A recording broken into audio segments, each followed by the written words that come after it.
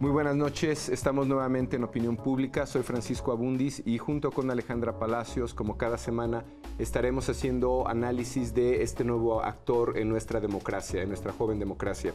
En este programa tenemos la convicción de que la opinión pública debe tener un lugar, debe tener un papel en la toma de decisiones y necesitamos entenderla y analizarla mejor. Como cada semana tendremos invitados, actores, tomadores de decisiones, analistas, académicos que nos ayudarán a entender un poco más de qué se trata el cambio político, el cambio social en México. Buenas noches, Hanna. Francisco, muy buenas noches, muchas gracias. A usted, bienvenido otra vez a Opinión Pública. La Ciudad de México es la segunda más grande del mundo. Como es de esperarse, a una gran ciudad le corresponden grandes retos. Los problemas que más aquejan a la ciudadanía son la falta de empleos formales y la explosión del mercado informal, la delincuencia y la inseguridad, la falta de suministro de agua, la contaminación ambiental y la falta de una red eficiente de transporte público. Este 2 de julio, los capitalinos decidirán en las urnas quién será su próximo jefe de gobierno. Votarán también por los representantes a la Asamblea Legislativa y por los titulares a las 16 delegaciones. Los habitantes de la Ciudad de México pueden elegir de forma directa a sus gobernantes y representantes populares. Y sin embargo, hay quienes consideran que al DF aún le falta autonomía de gestión. Algunas de las acciones de gobierno capitalino tienen que ser consultadas actualmente con los poderes federales. La reforma política para la ciudad será uno de los temas a debate en las campañas para jefe de gobierno. Los habitantes de esta ciudad queremos un jefe de gobierno capaz de implementar soluciones inteligentes a los graves problemas del Distrito Federal. ¿Quién es el favorito en la carrera política? ¿Qué nos dicen las encuestas de opinión pública? Para discutir estos y otros asuntos de la ciudad, nos acompaña Marcelo Ebrard, candidato a jefe de gobierno de la Alianza por el Bien de Todos. Licenciado Ebrard, muchas gracias por acompañarnos. Buenas noches. Muy buenas noches, gracias por invitarme. Buenas noches, Marcelo. Gracias. Felicidades por su programa. Gracias. Marcelo Ebrard nació en la Ciudad de México en 1959 y estudió Relaciones Internacionales en el Colegio de México. Inició su carrera en el servicio público en la década de los 80. Es un experimentado político con un sólido conocimiento de la Ciudad de México. Ha sido un político de acción en 3 partidos y es candidato por segunda ocasión a jefe de gobierno del Distrito Federal. En el año 2000 fue candidato a gobierno del DF por el Partido del Centro Democrático, candidatura que en su momento declinó a favor de Andrés Manuel López Obrador. El pasado 5 de diciembre del 2005, Marcelo Ebrard se convirtió en el candidato a jefe de gobierno por el PRD al ganarle a Jesús Ortega en la elección interna de su partido. Esta noche también nos acompaña Jorge Buendía, director de Opinión Pública de Ipsos Bimsa. Jorge, qué gusto tenerte con nosotros. Muy buenas noches. Buenas noches, Jorge. Gracias.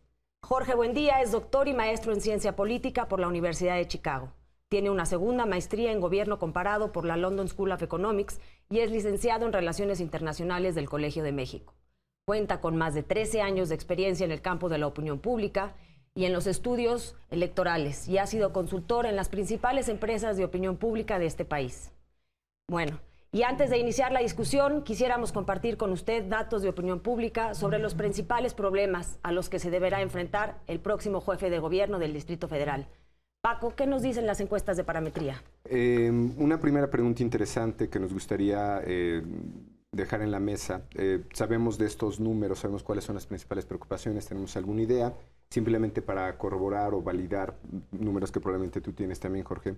A una pregunta de, en su opinión, ¿cuál cree usted que son los 2 principales problemas que deberá enfrentar el futuro jefe de gobierno del Distrito Federal? En una encuesta en vivienda en la Ciudad de México, la gente responde desempleo 32%, agua potable 30%, inseguridad 30%, corrupción 28%, bajos salarios 21% y en un rango más bajo tenemos pobreza, drogadicción y alcoholismo y educación. Me llama la atención un par de cosas.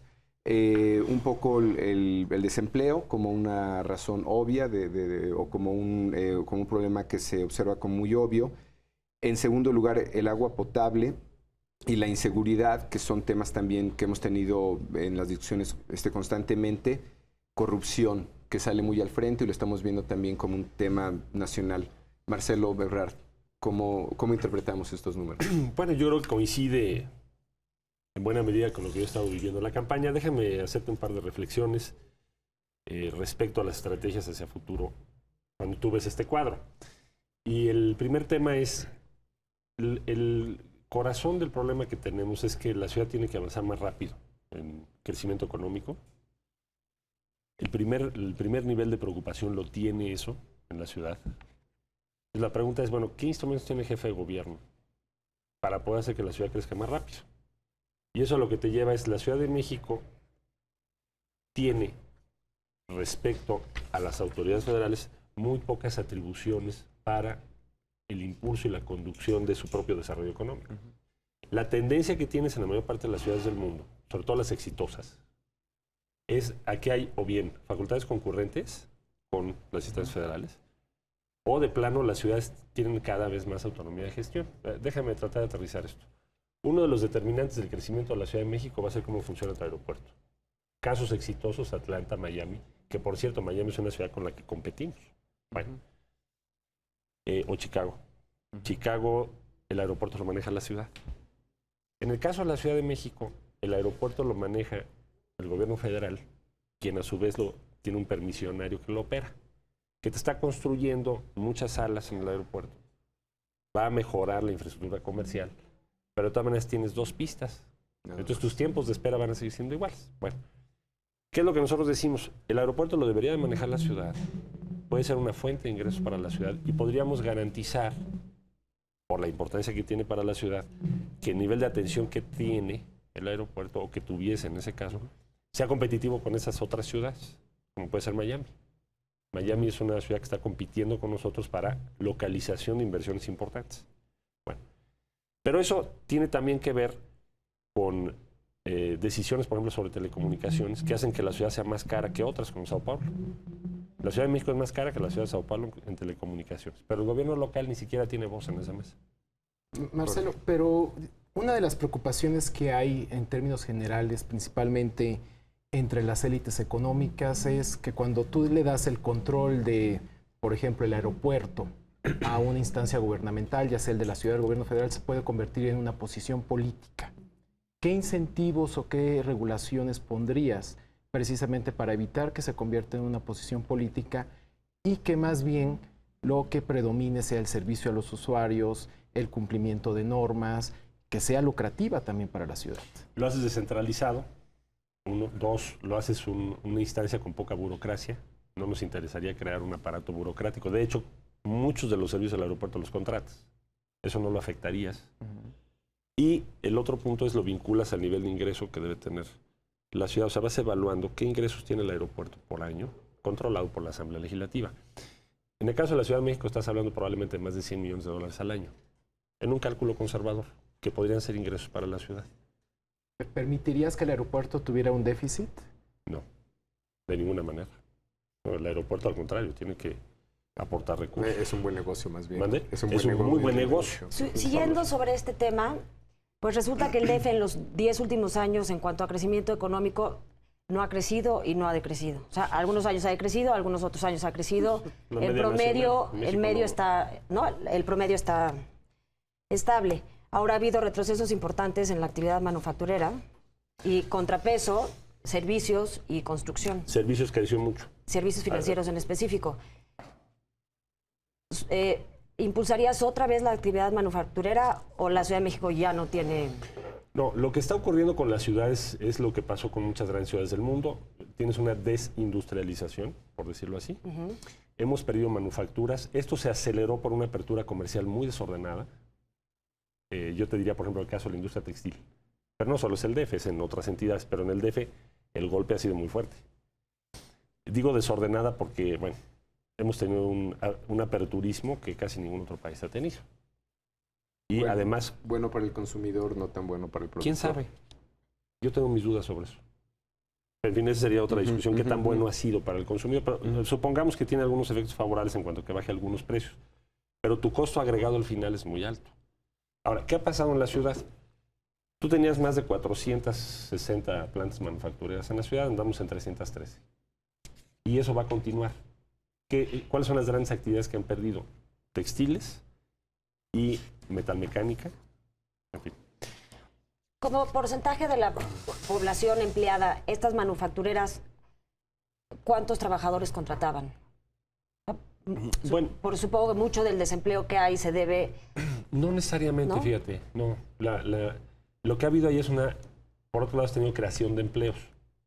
en qué tipo de actividades. Pues, déjame ponerte un ejemplo. Los call centers famosos. Estimamos que tienen como 32,000 empleos hoy. Que eso es mucho más que lo que tenía o llegó a tener la industria textil en la última década. Entonces, la economía de la ciudad está yendo a ese tipo de servicios. Ahora, déjame relacionarlo con lo que yo decía hace un momento.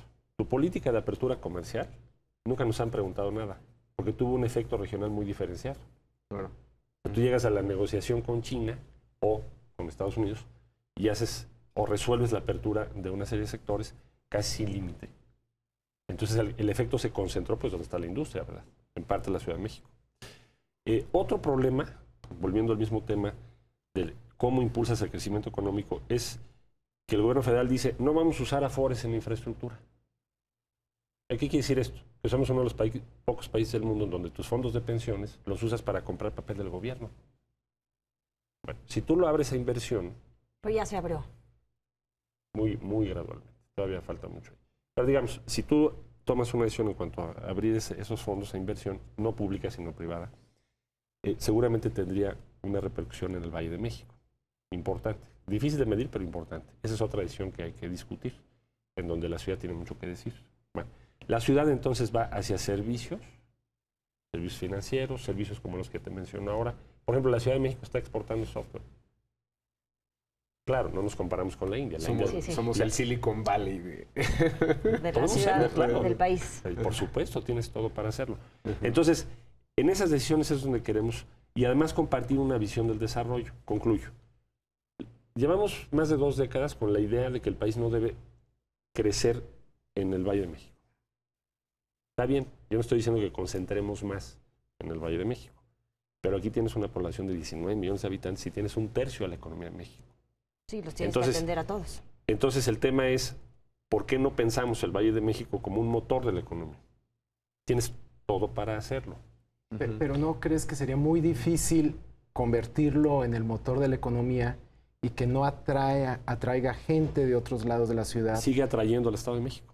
O sea, lo que se demostró es que aún con tasas de crecimiento bajas, nacionales, el Valle de México sigue atrayendo una parte. Eso no va a cambiar estructuralmente. Pero podría aumentar mucho más. Y no necesariamente, más bien le vas a dar empleo a los que ya estás recibiendo.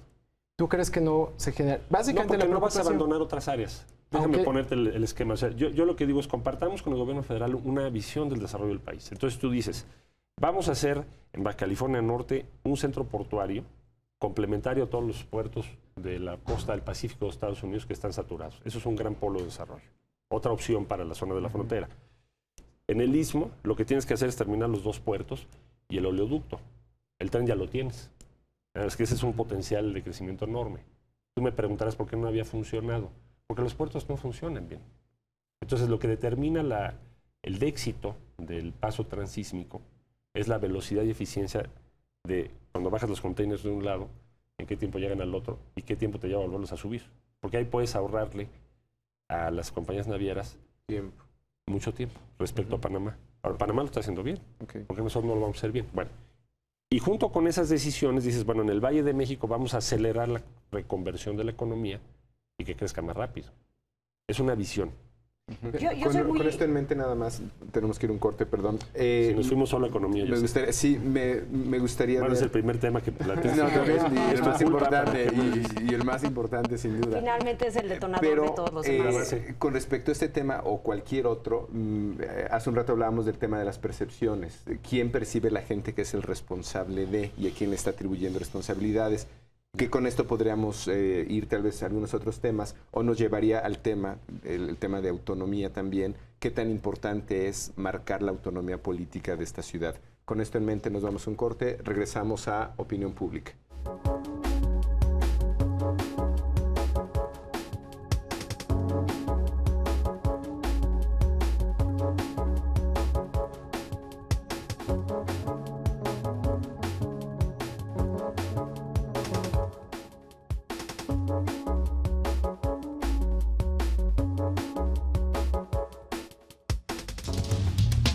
En 1992, 5 de cada 10 ciudadanos sabía que el presidente designaba al regente del Distrito Federal, de acuerdo con los datos arrojados de una encuesta telefónica levantada entonces por la Presidencia de la República. La medición dejó ver que 68% de los entrevistados creía que el jefe de gobierno debía ser electo en las urnas. Fue hasta 1997 que los ciudadanos del Distrito Federal acudieron a las urnas por primera vez en la historia moderna para elegir a su jefe de gobierno. En esos comicios fue electo Cuauhtémoc guardar la Cárdenas. Constitución política de los Estados Unidos mexicanos. Otra cosa, pedir préstamos para casas viejas. O sea, los bancos casi no te dan préstamos para comprar casas viejas es un gran punto. y sí te dan préstamos para comprar casas nuevas y entonces estás atorando. Hay que abrir eso. No hay renovación. No Hay que abrir esa renovación. política, tenemos que revisar lo que es la política respecto a vivienda en renta también. Y supongo que podemos mantener un ritmo importante de la actividad de la construcción en la ciudad, sin duda. Ahora, hay que hacerlo ordenado también.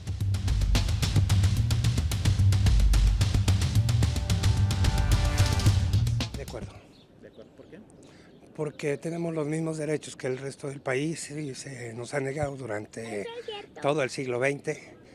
Ya estamos en el XXI y es tiempo que los ciudadanos del Distrito Federal contemos igual que los ciudadanos del resto del país. Sí, se debe descentralizar el poder en un lugar. Se había comentado mucho que se debe convertir en el Valle de México, ¿no?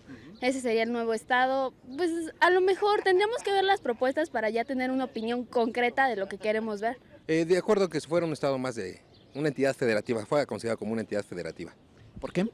Porque, digamos, tendría autonomía y patrimonio propios. Aún y cuando lo tiene, depende de una asamblea legislativa y se establecería como un congreso propio de lo que sería, no sé, el Distrito Federal, o a lo mejor cambiar incluso el nombre, ¿no? A un estado de Anáhuac, que se le quería llamar.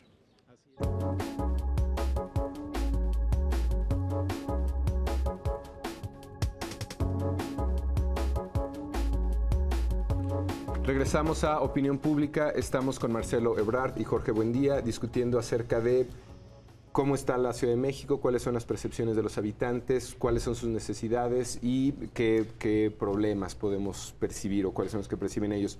Estamos en el tema de la autonomía, creo, Marcelo, Jorge. Sí, ahí a lo mejor, perdón que te interrumpa, quizá convendría llegar a un resumen de ese primer capítulo. Yo diría, la ciudad tiene todos los elementos para poder tener una competitividad exitosa respecto a ciudades como Miami, que son con quienes vamos a competir en los próximos años. Dos, nosotros necesitamos dos cuestiones: acelerar ese proceso y segundo, por ello, compartir decisiones con el gobierno federal. No se trata de estar en un conflicto permanente, sino más bien de compartir una visión. Bueno, eso es posible y eso es lo que vamos a hacer. Ese es el objetivo. El objetivo de que las facultades sean concurrentes, de que podamos opinar, es que el crecimiento de la ciudad sea más rápido. Y tienes todos los elementos para hacerlo. De hecho, la ciudad lo ha estado haciendo. No quiero decir el gobierno, la economía de la ciudad. Entonces vamos a acompañar y acelerar ese proceso. Ok. Eso si lo llevamos al terreno político, yo creo que nos lleva a toda la idea de la reforma política, el hecho de no tener un congreso propio, no sé qué tan importante sea para estos temas. Hace un rato decíamos otra vez, ¿qué es lo que la gente le está atribuyendo al jefe de gobierno? O hablamos de la instancia de jefe delegacional, como sus atribuciones y sus responsabilidades. Parte de esa, en fin, y creo yo de esa convivencia tiene que ver también con respeto de autonomías, ¿no? ¿Qué tan importante es que la ciudad sea un estado para poder llegar a ese nivel de autonomía? Yo creo que hay que terminar el trabajo, si me permites. Yo veo que la ciudad está todavía en un punto intermedio entre un régimen de 1928 en adelante, casi de ocupación. Hazte cuenta que nos ocuparon, nos dijeron ustedes, no derechos, no nada. Bueno, ni gobierno autónomo, es una dependencia federal. Al punto en el que estamos, que todavía es una, digamos, una tutela federal más allá de lo razonable, incluso es una fuente de conflictos permanente y además es injusto para el ciudadano. Marcelo, a mí, hay que terminar. Para aterrizar este tema, ¿qué atribuciones tienen los otros 31 estados de la República que no tiene el Distrito Federal? Bueno, yo diría, mira, el problema de la deuda, por ejemplo, el hecho de que el Congreso pueda intentar o promover el desafuero del jefe de gobierno como si fuera un empleado federal. Ahí hay un problema de legitimidad originaria, ¿no? Si nosotros elegimos al jefe de gobierno, ¿por qué lo destituye otro órgano con otra representación? A eso me refiero cuando hablo de tutela. Y hay muchas materias en donde compartes campos difusos. ¿Seguridad? Por ejemplo, seguridad, que es uno muy importante. cuando hicimos la reforma de la ley de la Secretaría de Seguridad Pública, hubo algunos diputados que decían, pues hay que promover una controversia constitucional para que el Distrito Federal no haga esto. Bueno, entonces hay que aclarar eso. ¿A quién le sirve ese estatus? A nosotros no nos sirve, a la Ciudad de México no le sirve, y no creo que tampoco al país. Y se hizo esencialmente para proteger al Ejecutivo Federal y sus poderes respecto a los de la ciudad. Entonces, creo que debemos terminar el trabajo, que quiere decir que tengamos derechos iguales, porque si no, habría que convenir que los ciudadanos del DF tienen derechos distintos por domicilio. Bueno, es un principio insostenible. Entonces, terminemos eso. Que las facultades claramente sean para la jefatura de gobierno o bien para la Asamblea Legislativa, si estamos hablando de legislativo. Y que podamos reorganizar el gobierno ya en lo que hace el propio territorio y funciones en el Distrito Federal, el gobierno local. En esto, Jorge, ¿tú en tus mediciones tienes algo, digamos, algún indicador, te lo digo porque así lo vemos a veces nosotros en parametría, que indique que las percepciones del ciudadano promedio de la Ciudad de México sean muy distintas al del habitante de Chihuahua, digamos, ciudadanos con estados de tiempo completo a ciudadanos de la Ciudad de México que como que no somos ciudadanos de tiempo completo? Bueno, la paradoja es que la ciudadanía en el Distrito Federal es mucho más crítica, más educada, más independiente políticamente que el resto del país, ¿no? Eso te genera un alto nivel de volatilidad, por ejemplo, de una elección a otra. Pero también creo, y esto es algo importante en términos de la responsabilidad de las instancias gubernativas, es que puede ser un beneficio para los gobernantes de la ciudad el hecho de que precisamente el Distrito Federal no sea un estado. La gente le queda claro a la hora de atribuir responsabilidades que temas, por ejemplo, de seguridad pública, el gobierno federal tiene mucho mayor responsabilidad que el gobierno de la ciudad. Y creo que esa es una ventaja, digamos, podría ser como una consecuencia inesperada o un efecto no esperado. Tú dices, piénsalo digamos, bien antes de promover lo que estás haciendo, porque a lo mejor no te conviene al final del día. Lo que estás diciendo, Jorge, finalmente es que el problema de inseguridad que hay en el Distrito Federal, el público no se lo achaca enteramente a López Obrador, sino al Ejecutivo. Hay una cuestión de instancias, por un lado, y otro también por los tipos de delitos. Hay delitos que son del orden federal y otros del orden local, y yo creo que es esta combinación la que hace que un tema tan delicado como es la inseguridad no se convierta en un tema explosivo en términos políticos, ¿no? Ahora, si tú me permites un comentario, que también te lo dicen en la mayor parte de los estudios de opinión, es el ciudadano que ubica como causa principal del fenómeno delictivo el problema de desempleo y de pobreza. Esa es la mayoría. Y que algunas teorías criminalísticas dirían que hay algo de eso, ¿no? No, sí hay una fuerte correlación, claro. O sea, no, pobres roban a pobres, ¿no? Está demostrado que si tú tienes un problema económico, como fue en 95 en la Ciudad de México, llegamos a un pico histórico ese año. Llegamos a más de 660 delitos al día. Ahora estamos en 440, 450. Pero en fin, probablemente eso explique también esa percepción, que es, bueno, si la economía no cambia, ¿quién maneja la economía? En fin. Sí, Marcelo, permíteme ese punto. Pero, digamos, compartiendo el punto de que desempleo está detrás, digamos, una de las causas profundas pobreza, ¿no?, de la inseguridad, pero precisamente atacar esos problemas lleva mucho tiempo. Y como tú mencionas al principio, no está dentro de los instrumentos que necesariamente tiene el gobierno de la ciudad. Entonces, ¿cómo le vas a hacer? ¿A qué le das prioridad? Porque algo te puede llevar, como diría Keynes, pues igual y ya después ya todos estamos muertos cuando solucionemos el problema de la pobreza. A largo plazo, ¿no? Hay que aclarar. Entonces, ¿qué medidas de corto plazo se podrían implementar para precisamente hay que trabajar con esta expectativa? Yo creo que hay que trabajar en dos vías. La primera, yo diría en la parte o en el ámbito social, creo que lo que tenemos que hacer es una inversión muy importante en el sector educativo. ¿Por qué nos interesó mucho la creación de la Universidad Autónoma de la Ciudad, las preparatorias? Porque tienes demasiados jóvenes que, incluso desde secundaria, o bien no tienen acceso o lo están abandonando sus estudios antes de terminarlos. ¿Esto por qué es relevante? Porque todos los estudios te dicen que la población que está fuera de la escuela, en esa edad, tiende a involucrarse mucho más en actos violentos o ilícitos que quienes están en la escuela. Punto. Eso es clarísimo. Bueno, entonces, tu pico de delincuencia y violencia empieza a los 17 años, sube, y luego más o menos A partir de los 24 años empieza a decrecer. ¿Por qué? Porque se casan. Porque se estabilizan, tienen pareja y se modifica su comportamiento. Bueno. ¿Tú dirías entonces, porque me parece que estás siguiendo, digamos, una explicación de tipo generacional, tipo la que ha hecho Steven Levitt en Estados Unidos? Entonces, ¿tú dirías que en parte el aumento, digamos, en índices delictivos en los últimos 10 años, por decirlo así, tienen que ver con cambios generacionales, que simplemente la población hoy día es más joven, hay un mayor pool de gente joven que tiende a tener una mayor propensión a la delincuencia? Estás en el pico. O lo que es lo mismo, Giuliani no fue tan efectivo como esa es la otra parte. No fue un tema generacional. Esa es la otra parte. Porque son dos de 6.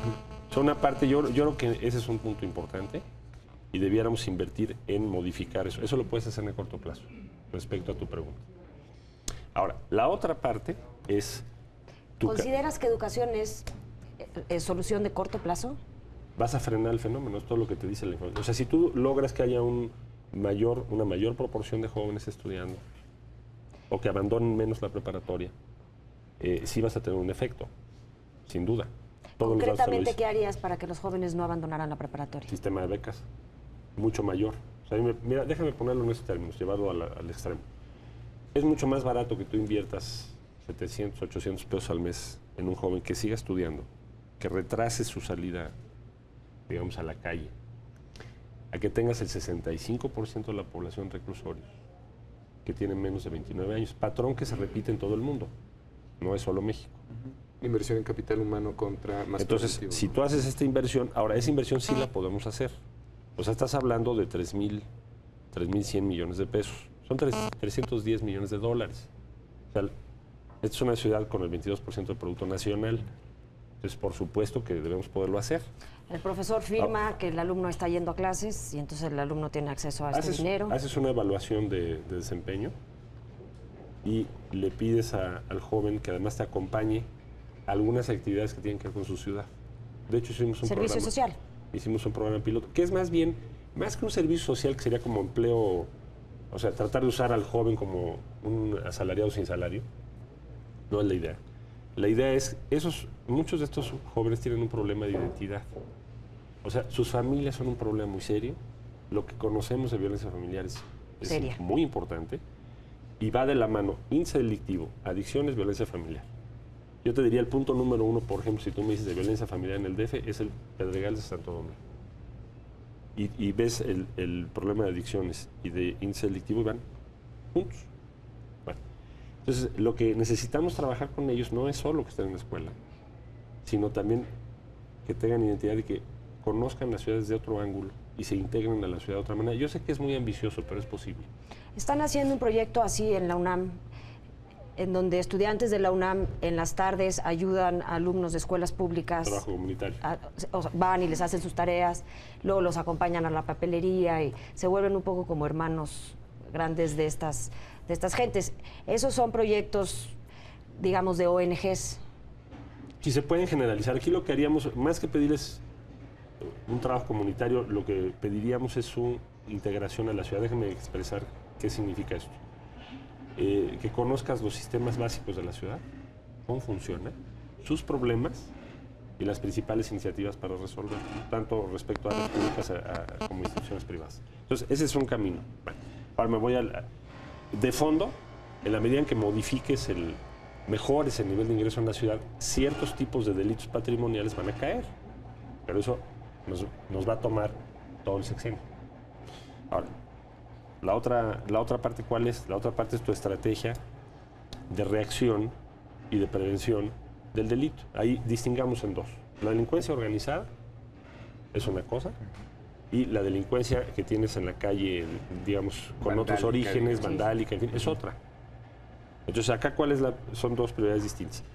La vandálica, etcétera, que estamos hablando, la vas a poder contener con una presencia policíaca mucho más cercana a la comunidad. Por eso yo he hablado de la integración de 20,000 policías, ¿no? 20,000 policías, que es un esquema de proximidad. Lo podemos hacer, la ciudad no lo podía hacer en otros momentos porque no tenías ese número de jóvenes para hacerlo. Hoy sí lo puedes hacer. ¿Y por qué no lo vamos a hacer? Ahora, hicimos en seguridad pública, contratamos 3,000, 32% mujeres, nivel secundaria y después preparatoria, ya pedimos preparatoria. Todos los lugares donde han ido estas unidades, bajo el índice delictivo. ¿Por qué? No solo porque tengas un mayor orden en la calle, un mayor compromiso del policía, sino porque hay más proximidad con la gente. Es otro tipo de relación. Entonces eso demuestra que tenemos que intentar un cambio lo más pronto posible de la presencia policial que tenemos en la ciudad, en número y en calidad.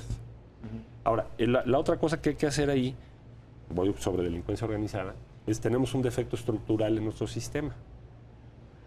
¿Qué quiero decir con esto? Si tú llegas y dices, a ver, ¿cuántos secuestradores hay en el DF? 1,800 procesados, es decir, ya condenados. ¿Quién estudió o quién tiene la información de su situación fiscal, de su patrimonio?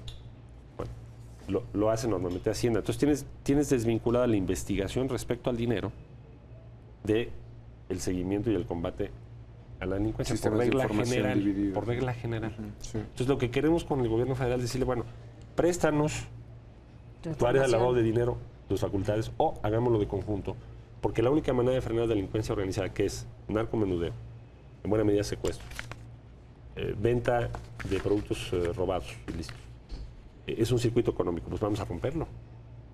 Pero para eso necesitas, yo pondría el caso de Italia, ¿no? Invitamos al exalcalde de Palermo y él nos decía en una conferencia, el punto más importante del combate a la mafia lo orquestamos desde el Ministerio del Tesoro. Es un tema de finanzas. En la misma línea de la necesidad de un enfoque integral, ¿estarías a favor de integrar en una sola institución la Secretaría de Seguridad Pública y la Procuraduría General de Justicia del Distrito Federal? Absolutamente. Por un tema de investigación sobre todo, ¿no? Bueno. Yo creo que es un error separar las dos cosas, ¿no? Déjame ilustrarlo de la siguiente manera. El patrullero sale todos los días aquí y en todo el país sin órdenes de aprehensión, sin retratos hablados, sin conocer las víctimas del delito de su perímetro del día anterior que dijeron, porque no tiene acceso a esa información por ley. Entonces, está viendo qué va a suceder, pero no está cazando lo que sucedió. Le pusieron un nombre muy elegante, los colegas abogados, que le ponen flagrancia, también del latín, ¿no? Bueno, pero lo que voy es, ¿a qué salen los patrulleros? A ver qué pasa en la calle. No pueden interrogar, no pueden gestionar un orden de cateo. En fin, entonces hay demasiadas restricciones, pero además está separado. Entonces tenemos que unificarlo. Ahora, el otro punto clave, ¿cuál es? El Ministerio Público. Porque ahí sí está complicado. Entonces, primero, separemos los ministerios públicos que ven delitos violentos contra las personas de los ministerios públicos que tienen que ver todo tipo de delitos. Segundo, que el Ministerio Público que conoce una investigación, una denuncia de hechos, concluya la investigación. Tú vas a hacer una denuncia con el Ministerio Público 1 y cuando llegó al juez ya pasó por 5. Bueno. Y el otro tema, el sistema de evaluación pública. O sea, que el Ministerio Público, tradicionalmente, con el argumento de que es una institución de buena fe, pues no rinde cuentas. No es independiente. No rinde cuentas. No es que no sea independiente. Es que te dice, a ver, este Ministerio Público, ¿cuántas libertades? Te voy a poner un caso, robo de vehículos. El delito de robo de vehículos hay de dos. Uno es el robo y el otro es encubrimiento por receptación. Eso quiere decir, yo compro un coche y resulta que era robado. Me detienes y entonces yo digo, es que yo no sabía que era robado. Ah, bueno, pues no tienes la misma pena que alguien que lo robó. Bueno, vamos a corte, pero Marcelo, con esto me llevaría a mi otra pregunta que tal vez ahí Jorge puedes ilustrar un poco, que es ¿por qué razón este tema de seguridad pública no llega a tener la consecuencia, digamos, si tenemos problemas de este tamaño, por qué la ciudadanía no está tan enojada como dicen algunas gentes que debería de estar? Sí está enojada. Nada más, digo, lo ponemos en dos temas, o sea, ¿por qué está demandando, pero no lo está, no entra en la ponderación electoral? Esa es un poco la pregunta. Eso les iba a preguntar a ustedes. No, eso se lo vamos a preguntar a Jorge. Vamos a un corte, estamos en Opinión Pública, regresamos.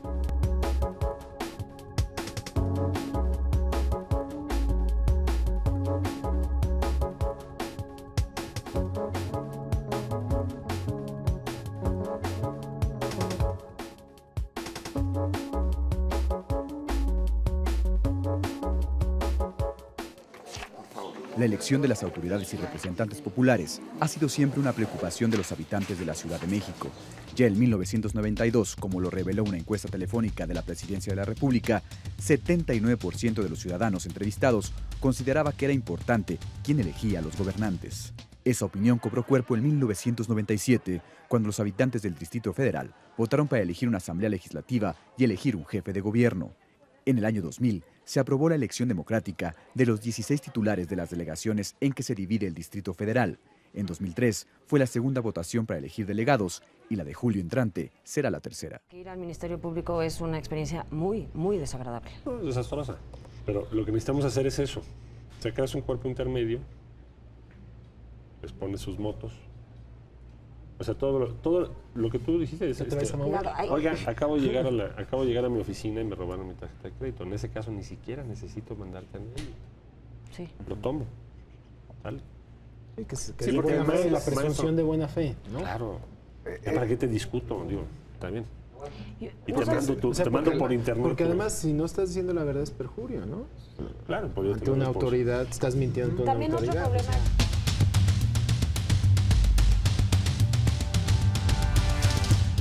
Pues para mí, yo creo que pues se necesita más que otra cosa, ver por todo lo que está pasando, ¿no? Sobre todo la delincuencia que está muy fuerte, la drogadicción de los jóvenes, de los muchachos chicos, ¿no? Ay, pues la delincuencia y la falta de trabajo.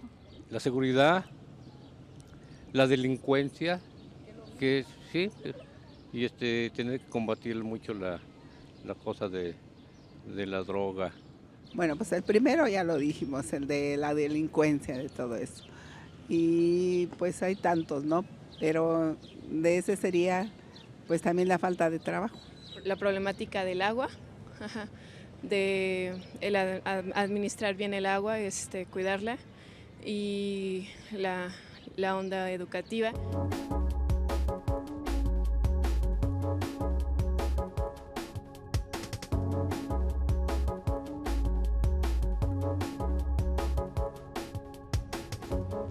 Estamos aquí de regreso en Opinión Pública hablando sobre temas importantes de la Ciudad de México. Nos acompaña el licenciado Marcelo Ebrard.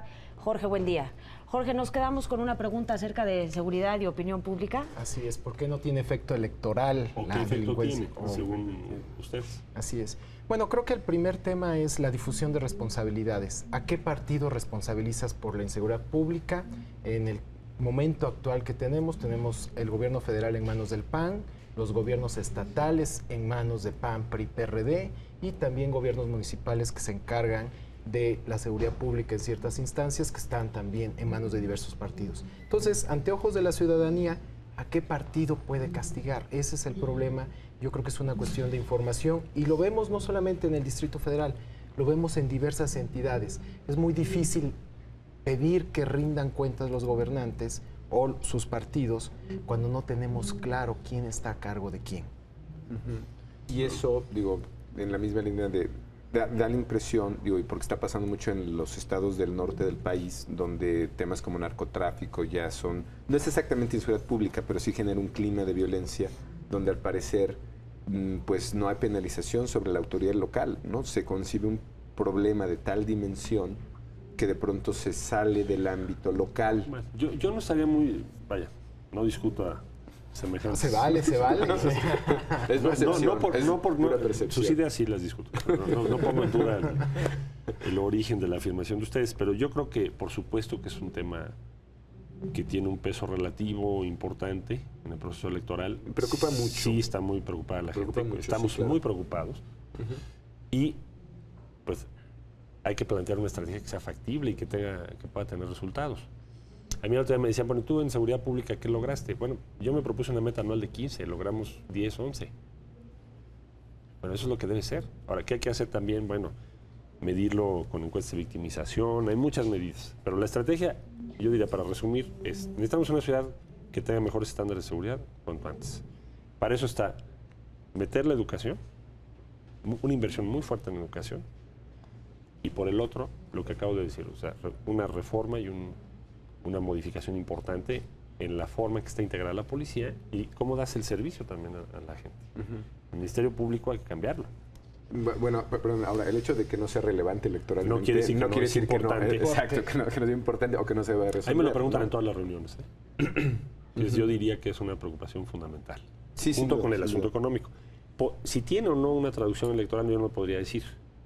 A mí me parece que sí es un elemento central en la ciudad y cualquier estrategia seria que se plantea en la ciudad, que no te diga claramente qué se va a hacer en esta materia, que va muy de la mano con la economía, las dos, pues no va a ser creíble. O sea, si tú me dices vamos a profesionalizar, lo llevamos oyendo 30 años. No, lo que queremos hacer es 20,000 policías en 2 años. Nunca ha pasado eso en el DF. Es otro tipo de policía. Y apostar todo eso. Otro en términos de capacitación. ¿Qué incentivos les das para reclutarlos? Pues también hablábamos de un problema de reclutamiento. Salimos a reclutar, ya lo hicimos en 2003, perdón. Salimos a reclutar con jóvenes nivel preparatoria, que fue la meta más ambiciosa que nos propusimos. Estamos ofreciendo 8,000, bueno, estábamos en ese momento ofreciendo 8,500 pesos de sueldo, más tus prestaciones y sobre todo una perspectiva de mediano plazo. Ese sueldo te pone clase media, ¿no?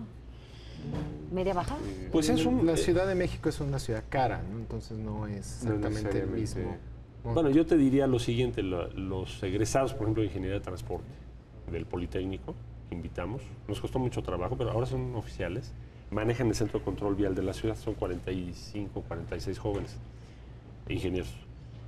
En la última reunión que tuve yo con ellos para convencerles, me decían, o más bien yo les decía, ¿cuánto tiempo te vas a tardar en conseguir trabajo? ¿Y qué sueldo vas a tener? Entonces, su perspectiva es tardarse hasta 2 años con sueldos de 4,500 pesos. Entonces yo creo que 8,500 pesos, claro, si mejoramos el trato fiscal de la ciudad, a lo mejor podemos hacer mucho mejor.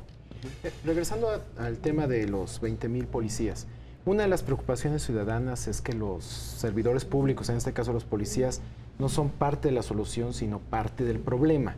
En concreto, ¿cómo podríamos, o podrías más bien, si no garantizar, qué incentivos dar para que haya rendición de cuentas, para aquellos funcionarios, aquellos policías que no cumplan con sus tareas, efectivamente sean castigados, cuestiones de monitoreo? Y esto va no solamente a la cuestión de policía, sino en la cuestión del gobierno en general. Sí, en caso de seguridad es importantísimo. Hicimos un plan piloto que ahora lo haríamos en toda la ciudad, que es una evaluación de los ciudadanos sobre el servicio que les da la policía. Lo recoges cada mes, es una boleta. Y lo que encontramos ahí es una evaluación muy distinta.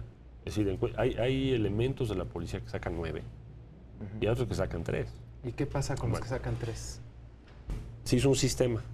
Como estás evaluando todo el tiempo, lo primero que haces es un aviso. O sea, el órgano de control te habla. Dice, oye, sacaste 3. Estás avisado. Algo está pasando ahí. ¿Por qué sacaste 3? Bueno, también hay que escuchar. Sí, que tienen que decir. Tomas nota, ¿no? Porque a lo mejor puede tener razón. ¿Y por qué lo están enfrentando lo mismo, no? Bueno, a veces son sus mandos el problema. Oye, pues a mí me mandaron a cubrir otra cosa y por eso no estuve en la colonia esos 2 días. Y resulta ser cierto. En fin, ese es uno. Si se mantiene eso durante todo el semestre, lo que haces es que lo retiras. Vaya, si él no mejora su calificación. Lo retiras y finalmente le das un plazo perentorio. ¿Lo retiras a dónde? ¿Mande? ¿Lo retiras a dónde? Lo retiras de esa zona de patrullaje. ¿Lo mandas a otra zona? O sea, no lo despides. Para el periodo final. Hay un problema con la legislación laboral. Porque en el momento que tú procedes en contra, muchos de los jueces y demás te dicen, no, pero ¿cómo lo quitaste si solo por una calificación? Me pasó con los toxicológicos, ¿no? Dimos de baja a 600. Bueno, entonces pero eso se resuelve con una reforma de ley, esta última parte. Entonces, ahora, ¿qué pasa con el otro? El que sí tiene un... Entonces, lo tomas de base de ascensos y segundo, un sistema de puntuación para acceso, sobre todo a vivienda.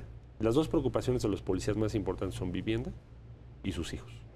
Que educación de sus hijos. Incentivos, ¿no? Incentivos. Entonces tienes que construir incentivos institucionales sobre esas 2 preocupaciones. Castigos, incentivos. Ese es. Ahora, ¿qué necesitas para eso, para concluir?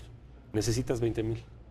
Porque si no, no lo puedes hacer. Porque si tú tienes 8,000 nada más, no los puedes asignar permanentemente en una colonia. porque tienes que atender demasiados servicios al mismo tiempo. Se están rotando, la gente, los ciudadanos no lo conocen, entonces no lo califican como corresponde. Anónima. Hicimos cambios como, por ejemplo, que tú tengas en tu uniforme el número de la placa y tu nombre. Porque el primer día que llegué a pasar lista ahí, dije, bueno, aquí no hay uniforme, porque hay unos con uno color negro, otros azul, su placa grandota, su placa chiquita. Dije, vamos a organizar, por eso se llama uniforme. No es desfile de diferentes modas, ¿no? ¿Implementarías ese sistema de monitoreo en toda la administración de la ciudad? Vamos a armar un sistema que yo he propuesto que es trimestral. No creo que lo pueda hacer mensual por la dimensión de la ciudad. Entonces, cada 3 meses te mando tu boleta para que me califiquen los servicios, aclarándole al ciudadano qué servicios le corresponden a quién. Estoy hablando primero de tu zona y después podemos ir evolucionando a evaluaciones más complejas, pero de tu zona, limpia, seguridad, etc. Lo haríamos cada 3 meses, que no lo controle el gobierno, tendríamos que ver que sea autónomo, que no haya conflicto de interés, sí. Es muy importante, con metodologías que a lo mejor ustedes habría que ver qué metodología usamos. Que de hecho ya las hemos platicado. ¿No? Y lo publicamos cada 3 meses. Y luego hay que construir el sistema. ¿Qué repercusiones tiene esto? ¿No? O sea, si tú eres el delegado número 15 todo un año, bueno, pues, ¿qué pasa después? Claro que ahí no va a ser posible que promuevas un cambio del jefe delegacional porque la ley no lo permite. Pero estarías hablando de rendición de cuentas en los niveles más altos o también en los niveles bajos, porque a uno como ciudadano cuando va a una oficina de gobierno, realmente lo que se encuentra en muchas ocasiones de gobierno de la ciudad es de que uno tiene la responsabilidad de hacer todo, ¿no? Esta cultura del servicio al usuario es algo que no existe en muchos casos y es, yo creo que a buena parte de la ciudadanía es lo que le incomoda, que le preocupa. Tienes toda la razón. Ahí lo que hay que hacer es tratarlo de vincular con el directamente responsable. Porque entre más difusa la responsabilidad, claro, menos efecto tiene. Asumes. Entonces, si yo tengo una colonia que me dice mi servicio de limpia y seguridad es un desastre, pues entonces tu primera acción es que los responsables de esa área les dicen, a ver, maestros, o sea, el próximo trimestre va a ser problema. Ahora, muchos tienen base, o sea, no es tan sencillo que tú puedas moverlos o cambiarlos o suspenderlos. Pero sí tenemos que crear instrumentos para eso. Hacia allá tenemos que ir. Tenemos que ser un gobierno de servicio. Y por lo tanto tiene que estar evaluado el gobierno. Tiene que evaluar constantemente. Constantemente. Cada 3 meses vas a evaluar. Y en este tema, ¿qué papel jugarían los delegados? ¿En pues el levantamiento de las encuestas? Pues, o en evaluación de la policía y de seguridad. O sea, bueno, no depende de la delegación, pero finalmente la gente cree que la delegación es el responsable de cuidar su zona. Yo creo que se ha utilizado mucho el argumento de si los jefes delegacionales deben o no tener el control y que si entonces tienen el control va a ser más eficiente. Yo creo que habría que verlo con cuidados, porque en el caso de policías, si tú la divides en 16 policías, va a haber más dispersión institucional y no necesariamente va a mejorar la seguridad. En fin, es un tema de debate, yo tengo mis dudas sobre eso. Más bien el punto es que tengas más control ciudadano sobre la policía que le toca a tu barrio.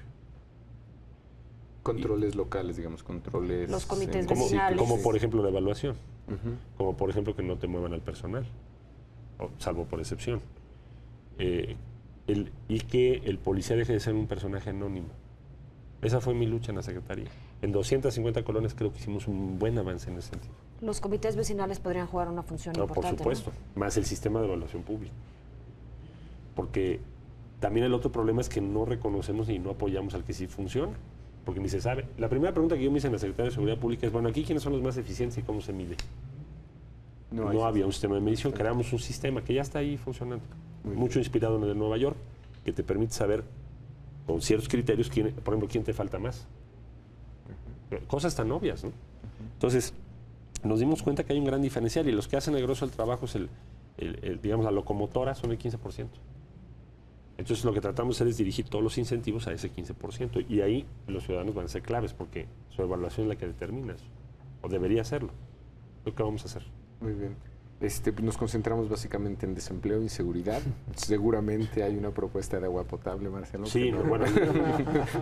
En un minuto, propuesta. En un minuto para agua. Tenemos que cambiar lo que cambiamos en los últimos 8 años, hacerlo en un año y medio, de red de agua potable para ahorrar agua. 2, tenemos que terminar la sectorización de la ciudad, que es básicamente que tú controlas por colonia, casi, por zona, cuánta agua entra, cuánta agua pierdes, cuánta agua. Para trasladar agua del poniente al oriente. Que es uno de los temas. Problema central para llegar a Iztapalapa y garantizarles el abasto. Tenemos que aumentar plantas de tratamiento. Tratamos 7 metros cúbicos por segundo. La meta es llegar a más del triple. Bueno, ya no me diste tiempo para decir por qué, pero luego tenemos que recuperar más agua.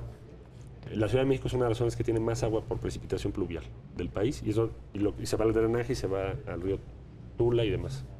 Entonces, eso se hace con obras en la zona de conservación. Y por último, muy importante, cambio cultural respecto al agua.